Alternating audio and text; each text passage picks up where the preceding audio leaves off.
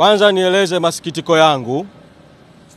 Leo ilikuwa kuanzia asubuhi usikilizwe huu uamuzi ambao umesomwa mchana huu, na ulikuwa usikilizwe kwenye mahakama kimsingi kwa maslahi ya umma, ulikuwa usikilizwe kwenye mahakama ya wazi. Lakini tumefika hapa kuanzia asubuhi, tumekaa mpaka mchana, kesi haijaanza, na katika hatua ya baadaye tukaambiwa kwamba haiwezekani kusikilizwa kwenye mahakama ya wazi kwa sababu vyumba vyote vya mahakama vina kesi zingine zinazoendelea. Kwa hiyo tukaenda kusikilizia kwenye chumba cha jaji, kwa maana ya chemba. Kwa ni watu wachache ndio ambao wamepata fursa ya kusikia kiundani hayo maamuzi wakati yanasomwa na maelekezo mengine yaliyofuatia kufuatia uamuzi huo. Sisi tunaamini wakati jaji anapanga tarehe ya kesi ya leo, mfumo wa mahakama ulipaswa uwe umepanga utaratibu ambao ungesababisha mwingiliano huu ambao umesababisha hali hii iliyosababisha. Kwa hiyo ni rai yangu kwa mahakama, wakati mwingine ambapo mahakama inapanga kesi, mahakama itende haki na haki ionekane ikitendeka kwa wengi.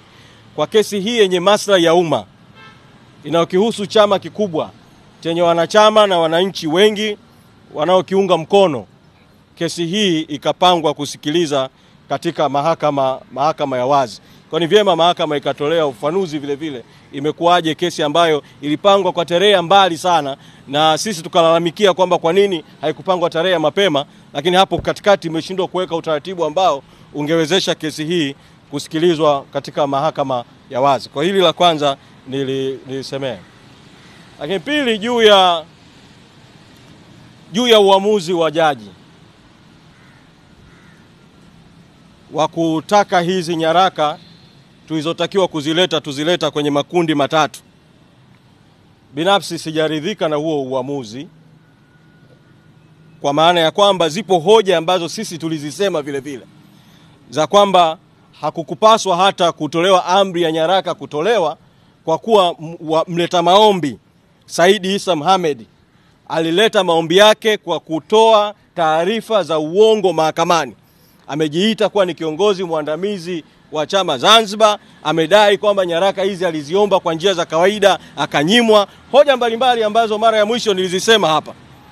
Hoja hizi katika uamuzi ambao jaji ameusema kwetu kwa muktasari hazikutolewa kabisa maelezo ni kwa nini hakuzizingatia. Sababu tunaamini kama angezizingatia, manake hata hii amri ya kutoa hizi nyaraka katika makundi matatu, hii amri nayo isingetoka, kwa sababu maombi hayo yote ya discovery yangetupiliwa mbali. Sasa jaji amesema uamuzi wake wa kimaandishi atausambaza mchana. Nasubiri kwa hamu kuusoma kwa ukamilifu wake huo uamuzi, manake pale ametueleza kwa muktasari maamuzi juu ya hoja nyingine ambazo tulizisema na namna ambavyo zilipaswa kuzingatiwa na uamuzi wa jaji kuhusiana na hoja hizo. Kwa hili ni jambo la pili ambalo ni vyema nikalisemea. Kwa hizi nyaraka katika makundi matatu, pamoja na kuwa turidhiki na huo uamuzi wa jaji, lakini kwa sababu ni jaji amekushatoa amri na mahakama imetoa amri, tutafanya utaratibu kwa hizo siku 14 alizozisema. Kwa sababu katika hoja yetu mojawapo tulisema kwamba tuna zuio tumewekewa na mahakama tarehe 10 mwezi Juni mwaka 2025. Zuio dhidi ya katibu mkuu, zuio dhidi ya bodi ya wadhamini, zuio la kutumia ofisi, zuio la kutumia mali. Tulisema kama moja ya hoja zetu kwamba utekelezaji wa maagizo ya kuleta nyaraka utakwama kwa sababu tumezuiwa, lakini vile vile watumishi wako nyumbani ambao wangehusika na nyaraka hizo kutokana na zuio la mahakama na matendo mengine ya msajili wa vyama vya siasa. Sasa jaji tuhakikishia katika uamuzi wake kwamba pamoja na zuio la mahakama, katibu mkuu na wale watakaohusika na kuandaa hizo nyaraka ili kuzileta mahakamani hawatazuiwa na amri ya mahakama kutekeleza ile amri ya awali, kutekeleza hii amri mpya ya kuleta nyaraka. Na amekwenda mbele zaidi kwa kusema kwamba kama tutafata kikwazo chochote popote kwa yoyote, basi turudi kwake kwa mfumo wa kimahakama kuhakikisha anatoa amri mahususi. Sasa kutokana na hiyo aliyolisema jaji, tutafanya kila linalowezekana kuhakikisha kwamba ndani ya hizo siku 14 haya makundi matatu ya nyaraka ambazo ni nyaraka zilizo wazi kwa umma, taarifa ya mwaka ya ukaguzi wa mahesabu ya chama katika miaka hiyo 2019 mpaka 2024, taarifa ya mwaka ya mali na rasilimali za chama za mwaka 2019 2024, ni nyaraka wazi kwa umma, ziko kwa ofisi ya CAG, ziko kwa msajili wa vyama. Tutafanya utaratibu wa kuzileta, na hizo bank statement za akaunti moja tu mahususi walizoziomba za kuanzia mwaka 2021 mpaka 2024 kwa amri hii ya jaji aliyoitoa, tutafanya utaratibu wa kuwasiliana na benki inayohusika. Tunaamini benki itazingatia amri hii ya mahakama na haraka sana itaweza kutimiza hayo ambayo yameomba. Kwa hilo tutalifanya. Lakini jambo la tatu ambalo ni vyema nikalisemea ni kwamba baada ya jaji kutoa uamuzi huo wa kutoa siku 14 tulete nyaraka, upande wa pili nao ukataka upewe muda kwamba wakizipokea hizo nyaraka baada ya siku 14 watumie muda gani kuzipitia, alafu ndio mahakama ipange kusikilizwa kwa kesi. Ni masikitiko yangu na hili nilieleze tu kwamba upande huu wa pili ulitaka kujaribu kutumia mahakama kuchelewesha kabisa haki, kwamba wapewe siku 21 wakipewa hizi nyaraka ili wazipitie, afu ndio turudi tena mahakamani. Kwa kukawa na mjadala kuhusu jambo hilo, na hatimaye jaji akatoa uamuzi. Na jaji ametoa uamuzi wa kuipanga kesi tarehe 30 mwezi Oktoba. Sasa jambo la 4 ambalo nataka kulisema ni kwamba hii tarehe 30 mwezi wa 4 mwezi wa 10 mwaka 2025 nayo ni mbali sana. Ni takribani siku 30 kutoka leo. Ni mbali sana.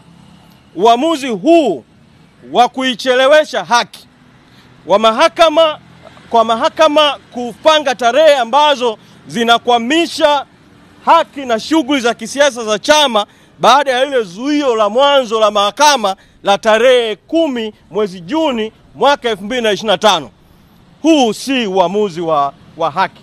Najua umeshatolewa na jaji na mwenendo wa jaji haujadiliwi, lakini kwa hili siwezi kuacha kusema wazi kwamba sisi hatukuridhika, binafsi sikuridhika na kupangwa kesi tarehe 30 mwezi Oktoba mwaka 2025. Uamuzi wa kuipanga tarehe hiyo mbele namna hiyo, pamoja na kuwa umefanywa na jaji, unathibitisha kile ambacho niliposimama mara ya kwanza kwenye ngazi hizi, nilipozungumza kuhusu kesi hii, nilisema na narudia kwamba Saidi Isa na wenzake wawili walitumika tu kama nyenzo ya kufungua kesi hapa mahakamani ili kuzuia shughuli za chama kwa hoja zisizo na msingi, ili kufanya chama kisifanye shughuli za kisiasa katika kipindi cha mwaka wa uchaguzi, na kwamba nilisema wakati ule kuwa lengo ni kukwamisha mpango wa chama wa no reforms no election, kwamba wazuie mambo haya mpaka baada ya uchaguzi mkuu, mpaka baada ya tarehe 29 Oktoba. Sasa leo kesi kupangwa kwa mwezi mmoja ujao, tarehe 30 Oktoba 2025, imedhihirisha tu ile nia ovu waliokuwa nayo wakina Saidi Isa na wenzake na washirika wao. Rai yangu mimi kwa wana Chadema na rai yangu kwa Watanzania, nilimsikia rais jana akisema maneno, na hili nisimnukuu vibaya, ni vyema nikayanukuu kama ambavyo aliyasema yeye, rais akiwa Pwani. Rais Samia amesema wananchi wasiogope kwenda kupiga kura, na akasema kwamba hao waliokataa uchaguzi wamekataa wenyewe, wasiwatishe, na akasema na mengine. Mimi nataka kusema hivi, nataka kumwambia Rais Samia na kumkumbusha na kuikumbusha serikali. Bahati nzuri mimi nilikuwepo kwenye mazungumzo na rais kuanzia tulipokutana Chamwino mwezi Mei mwaka 2022, na nimekuwepo kama sehemu ya timu ya watu watano ya upande wetu ya mazungumzo ya maridhiano tuliozungumza kwa mwaka mzima kuanzia mwezi Juni mwaka 2022 mpaka mazungumzo yalipovunjika mwezi Juni mwaka 2023. Naweza kusema bila ya shaka yoyote, kutokana na yale ambayo nimemsikia rais mwenyewe Ikulu Chamwino na yale niliyoyasikia kwenye mazungumzo ya maridhiano, rais hasemi ukweli. Ukweli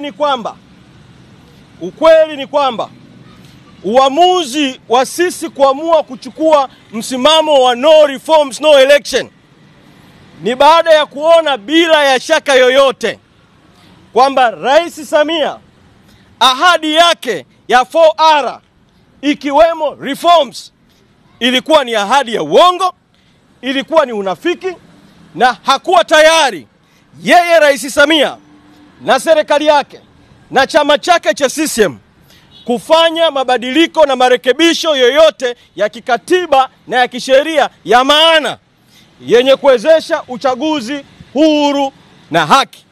Na uamuzi wa baadaye wa tume inayojiita huru isiyokuwa huru ya kutamka kwamba Chadema hairuhusiwi kushiriki uchaguzi kwa sababu haijasaini maadili ulikuwa ni sehemu tu ya visingizio kinyume cha sheria vya kutengeneza mazingira ya kuhalalisha yale ambayo Rais Samia na serikali yake walishayapanga toka awali. Kwa hiyo anayepaswa kubeba mzigo wa lawama kwa wananchi na mzigo wa hasira kwa wananchi juu ya hiki kinachoendelea kwenye nchi yetu sasa, kinachoitwa uchaguzi lakini hakuna uchaguzi kimsingi, ni Rais Samia na chama chake na serikali yake. Na sisi Chadema msimamo wetu, na tunaendelea kuwaomba Watanzania uwe ni msimamo wa wananchi, ni kwamba no reforms, no reforms, no reforms. Asanteni sana.